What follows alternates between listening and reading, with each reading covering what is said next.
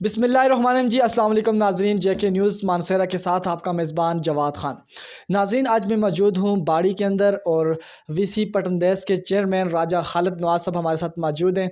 नाजरीन, इनसे हम बातचीत करेंगे क्योंकि आप बाज़ाब्ता आप जानते हैं, आप देख रहे हैं कि हमारे जो पटनदेस रोड का काम शुरू है। मज़ीद पटनदेस रोड के लिए क्या इक़दाम करने जा रहे हैं राजा साहब, और नाजरीन सियासी सूरत हाल के ऊपर भी बात करेंगे। अस्सलाम वालेकुम राजा साहब। बिस्मिल्लाहिर्रहमानिर्रहीम।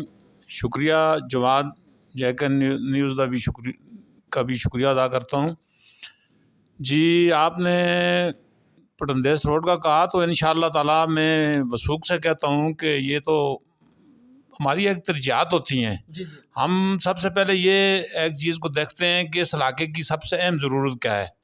जब हमने वहाँ सर्वे किया तरक्याती काम करने के लिए तो महसूस किया गया, और वहाँ कम्युनिटी की भी यही डिमांड थी कि यहाँ रोड की सबसे ज़्यादा ज़रूरत थी। कुछ तो चाइनीज़ ने निकाला हुआ था, उसके साथ लिंक रोड जो गाँवों को टच कर रहा था वो नहीं था, तो हमने प्रायोरिटी बेस पे रोड रखा। तो पहले फेज़ में तकरीबन 14 लाख का हमारा रोड कंप्लीट हुआ लास्ट ईयर। तो फिर हमने उसको एक्सटेंड किया, उसको दोबारा उसमें मेरे ख्याल से 16 लाख रुपया मज़ीद रखा हमने इस तरह। तो ये 30 लाख का तकरीबन रोड आज अल्हम्दुलिल्लाह कंप्लीट हो चुका है। अच्छा राजा साहब, अभी 30 लाख तक हो गया, बाकायदा आगे भी आबादी में जाना रोड लाजमी है और ऊपर तक जाना लाजमी है, क्योंकि आगे क्या करने जा रहे हैं आप? जी बिल्कुल, आगे का भी हमारा इसी तरह का प्लान है कि हम पटनदेस और मुख्तलिफ जो हमारी एरियाज़ के ज़रूरियात हैं उनको पूरा करने के लिए हम इंशाअल्लाह जिस तरह ही हमारा ये सिस्टम फंक्शनल हुआ तो हम मज़ीद उस रोड को पुख्ता भी करेंगे और उसको आगे तक भी लेकर जाएंगे। और मैं इंशाअल्लाह ताला आपको वसूख से कहता हूँ, दावे से कहता हूँ कि पटनदेस में हर घर की रोड जो है ज़रूर, या पानी वाटर सप्लाई है या इरिगेशन चैनल हैं, वहाँ ये सारी चीज़ें इंशाअल्लाह होंगी। जिस तरह आपने कहा कि रोड का काम, इस तरह हमने रोड का काम, उसके साथ ही हमने वाटर चैनल की रिपेयर और वाटर सप्लाई स्कीम्स जो आपकी डैमेजेस हुई हैं अभी हालिया फ्लड्स में, वाटर उसकी पब्लिक हेल्थ की, वो भी हमने नोट कराई हुई है और इंशाल्लाह वो भी रिपेयर होंगी। और जहाँ जहाँ पानी की स्कीमें, इरिगेशन चैनल्स हैं और लिंक रोड हैं हमारे, अल्हम्दुलिल्लाह वो चाइना की वो कंपनी की वजह से हमारा काफ़ी सा रोड बना हुआ है, तो उसके साथ जो जो गाँव लिंक करेंगे इंशाल्लाह इसी तरह हम आगे तक ले जाएंगे। और कोशिश हमारी ये होगी कि डना तक ये रोज कहीं ना कहीं टच हो जाए, उससे टूरिज़्म डेवलप होगा, वहाँ रोज़गार भी आएगा। इस वक्त तो लोगों की ज़ाती ज़रूरियात पूरी हो रही हैं, लेकिन उसके साथ साथ रोज़गार के ज़राए भी वहाँ आपको मिलेंगे जब वो डना टच हो जाएगा। चूँकि वो एक अच्छा डना मेडोज़ जो है एक खूबसूरत पिकनिक पॉइंट है, तो वो जब टच हो जाएगा तो लोगों को रोज़गार मिलेगा। वहाँ रेहड़ी वाले से लेकर, गाड़ी वाले से लेकर, आम होटल वाले से लेकर, छपरा होटल वाले से लेकर, एक घोड़ा रख के आदमी, एक कैमरा रख के, एक वीडियो बना के, सही बात, ये चीज़ें बनाकर अपना मतलब है 12 महीने का अपना रोज़गार उन सबको मुहैया हो जाएगा इंशाल्लाह। बिल्कुल राजा साहब, बहुत अच्छी सोच और ऐसे इक़दाम हैं। ये बताइएगा कि पीसीसी करने के लिए आप क्या इक़दाम करेंगे और क्या कहते हैं इसके बारे में? जी, उसके लिए मेरी ये प्लानिंग है, चूँकि हमारा सूबाई का जो ये रोड हमारा अहमद शहनशाह साहब ने हमें फ़ंड प्रोवाइड किया था उससे बन रहा है। तो मेरी इस तरह की प्लानिंग है कि इंशाअल्लाह ताला इसको पीसीसी में जब हमारा बलदियाती फंड आ जाएंगे तो इंशाअल्लाह इसको उसमें हम पीसीसी करवा लेंगे। ठीक है इंशाअल्लाह। राजा साहब, आधा से ज़्यादा हमारा इलाका पटनदेस यानी बिजली से महरूम है, तो उसके लिए क्या कहना चाहेंगे? जवाद, मुझे अफसोस है इस साल इन टर्म में हमने बिजली पे बहुत कम काम किया। स्पेशली जिस तरह 2008 से 2012 तक हमने बिजली पे काम किया था, उसके मुकाबले में इस टर्म में बहुत कम काम हुआ।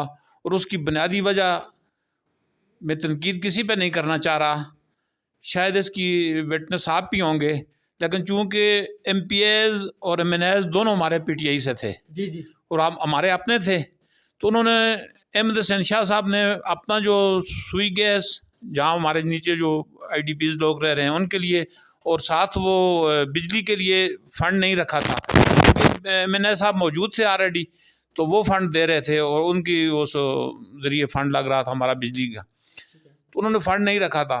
2-3 दफ़ा आपको याद होगा, वो एक दफ़ा मुलाकात की मिल पे साले मोहम्मद ख़ान साहब से डिटेल बात हुई, और स्पेशली यहाँ जो कोई शार्ट फॉल था फागल कमालबान में और दीगर हमारी इन जगहों में बीसा और इन एरिया में, उन पे भी आप बात हुई और स्पेशली इस पे बात हुई। जुल्फ़िकार भी मौजूद थे, राजा जुल्फ़िकार, तो बड़ी डिटेल बात की। उन्होंने वादा किया था कि मैं पटन देश की बिजली को इंशाल्लाह जो उनका शार्ट फॉल है और जहाँ जहाँ ज़रूरत है मैं वो प्रोवाइड करूँगा। लेकिन वो मेरे ख्याल से अभी तक वो मसला हल नहीं हुआ। अब तो एंड है गवर्नमेंट का, कह नहीं सकते हम कि उनसे अब ले। अभी हमने ये किया था, उसके लिए ये प्लानिंग की थी कि अहमद हुसैन शाह साहब के फंड से 5 करोड़ रुपए हमने बिजली के पोल्स के लिए रखा था। ठीक है।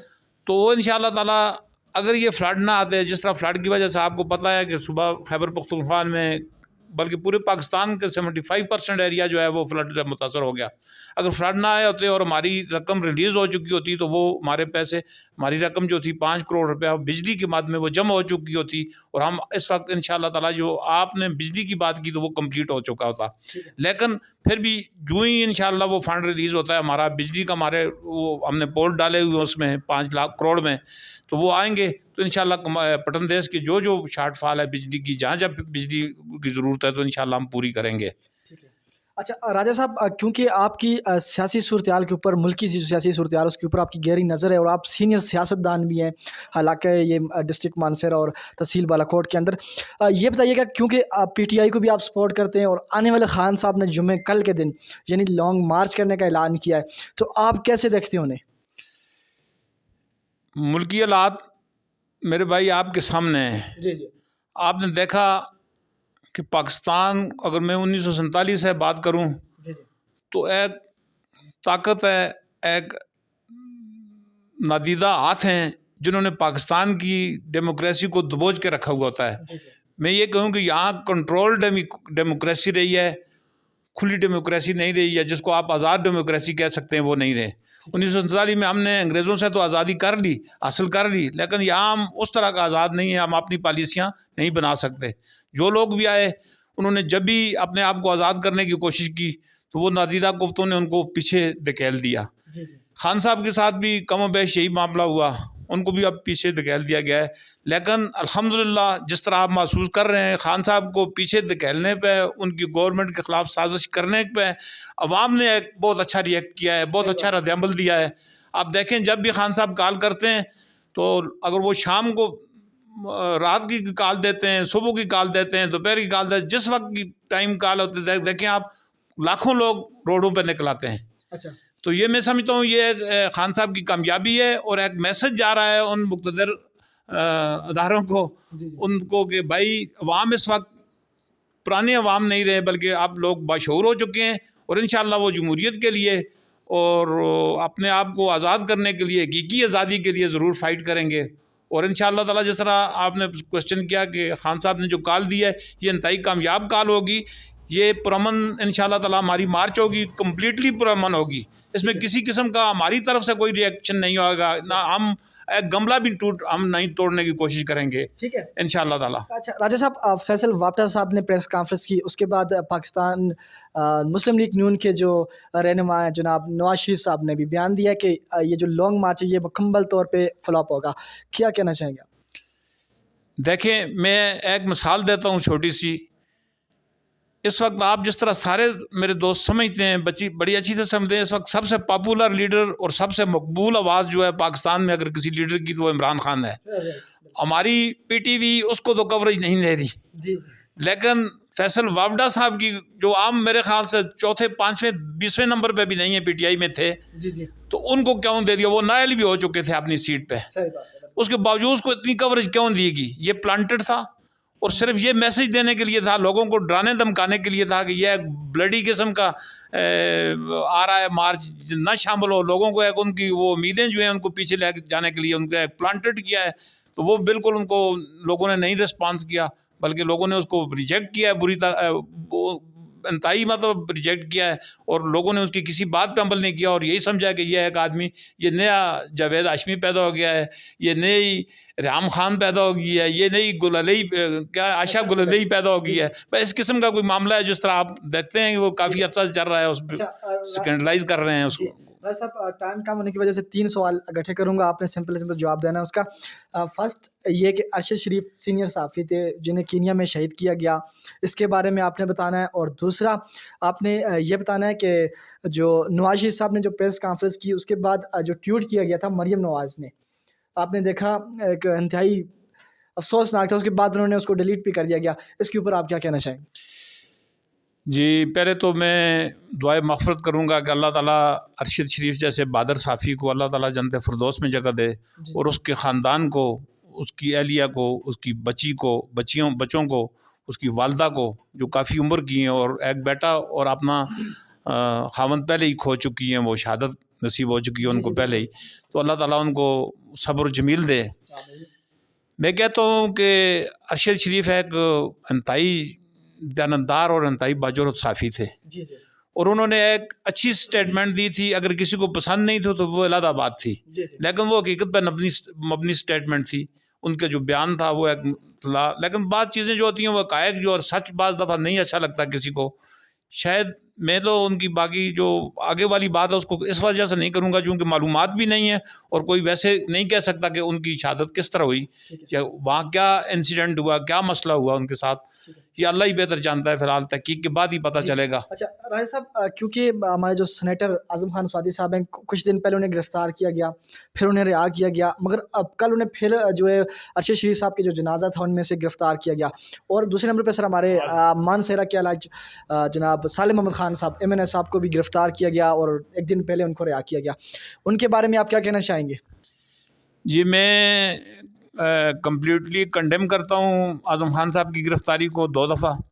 اعظم خان صاحب نے بھی ایک حقیقت پہ مبنی سٹیٹمنٹ دی تھی، کوئی گرفتاری ان کی نہیں بنتی تھی، وہ بزرگ شہری بھی ہیں، ایک سینئر سیاستدان بھی ہیں، تو بڑا افسوس ہوا، اور ایک ایماندار شخصیت بھی ہیں، تو مجھے بڑا افسوس ہوا کہ اعظم خان صاحب جیسے ایماندار آدمی کو کس بنا پہ گرفتار کیا گیا، کیا وہ سچ بول رہے تھے اس وجہ سے کیا، یہ کوئی بنتا نہیں ہے۔ پھر ان کے ساتھ جو زیادتی کی گئی، زیادتی مینز کو ان کو ایک آدمی کو، اتنی عمر کے آدمی کو، کیا ہمارا دین، ہمارا اخلاقیات، ہماری دنیا کی کوئی بھی تہذیب اس بات کی اجازت دیتی ہے کہ اس کے سر میں ڈنڈے مارے جائیں؟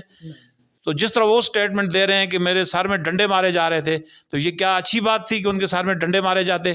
کنڈیم کرتے ہیں جی، کمپلیٹلی کنڈیم کرتے ہیں، اور بڑا افسوس ہے ان کے، اگر کسی نے یہ کیا ہے تو بہت ہی برا کیا ہے، ان کے ساتھ ایسا نہیں کرنا چاہیے۔ حاجی صاحب کے بارے میں، حاجی صاحب کے بارے میں تو وہ تو دیکھیں جی، وہ تو ایک سٹیٹمنٹ پہ ان کو گرفتار کیا گیا، اس کو کہا کہ یہ ایک سٹیٹمنٹ ہے، یہ اسٹیبلشمنٹ کے بارے میں آئی ہے، یہ نہیں آنی چاہیے، اس پہ اس کو گرفتار کیا گیا۔ حاجی سالم محمد خان صاحب تو بالکل، وہ تو ہم دیکھ رہے تھے، ان کی ویڈیو بن رہی تھی، ساری معاملہ ہم نے دیکھا ہے خود، کہ سالم محمد خان صاحب تو ایک شریف النفس آدمی ہے، وہاں وہ ایک شامل تھے، وہ اپنے ہزار یکجہتی کرنے کے لیے خان صاحب کے ساتھ وہاں تھے، ان کے ساتھ ایک گارڈ تھے، کمانڈو تھے ہمارے۔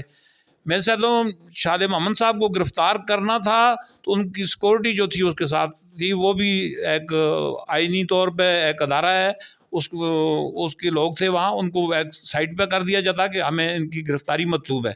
بہتر یہ نہیں تھا کہ انہوں نے ان کو زبردستی گرفتار کرنے کی کوشش کیا، اور اسی گرفتاری میں ان کی، میں جہاں تک سن رہا ہوں، میں نے یہ سنا ہے کہ وہ جو ہمارا کمانڈو تھا، وہ لڑکے سے اس کے وہ اس کی کلاشنکوف ہے جو اس کے بعد ویپن تھا، وہ کھینچ رہے تھے، چھین رہے تھے، وہ پنجاب اسلام آباد پولیس، اس دوران میں فائر ہوا ہے، تو پھر اس پہ فائرنگ کا دفعہ لگانا اور دہشت گردی لگا دینا، اور زبردستی پھر اس کو ایک عوامی نمائندہ جس نے 1 لاکھ سے زیادہ ووٹ لیا ہوا ہے، اس کو اس طرح مطلب گرفتار کرنا، تو میں اس بات کو بھی میں سمجھتا ہوں کہ بڑی زیادتی والی باتیں، اور اگر میں سخت زبان نہیں استعمال کرتا ہوں، یہ باتیں پاکستان کو بہت پیچھے لے کر جائیں گی، ہماری وہ ہسٹری تو نہیں 1971 والی ہسٹری نہ دہرا رہی ہوں، اس قسم کی جو ہے نا معاملات جو ہیں، تو ہمارے تمام مقتدر جو حلقے ہیں ان کو اس پہ سوچنا چاہیے، سیاستدانوں کو سوچنا چاہیے، کل ان کے ساتھ اگر کوئی معاملہ ہوتا ہے تو ایک دوسرے کو اللہ شیری دینا شروع کر دیتا ہے۔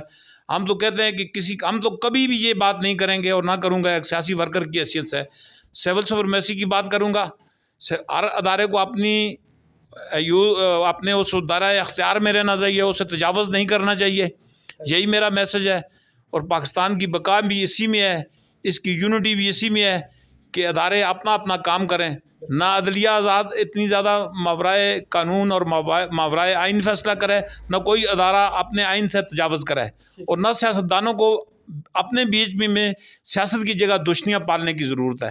سیاست کرنی چاہیے اور سیاست کو سیاسی انداز میں کرنا چاہیے, اس کو دشمنی کے انداز میں نہیں کرنا چاہیے. ٹھیک ہے, بہت شکریہ راجہ صاحب آپ کا ٹائم دینے کے لیے. ناظرین ہمارے ساتھ موجود تھے جی وی سی پٹن دیس کے چیئرمین راجہ خالد نواز صاحب, جن کے اوپر بات چیت ہماری ہوئی علاقائی سطح کے اوپر بھی اور ملکی سطح پہ اوپر بھی.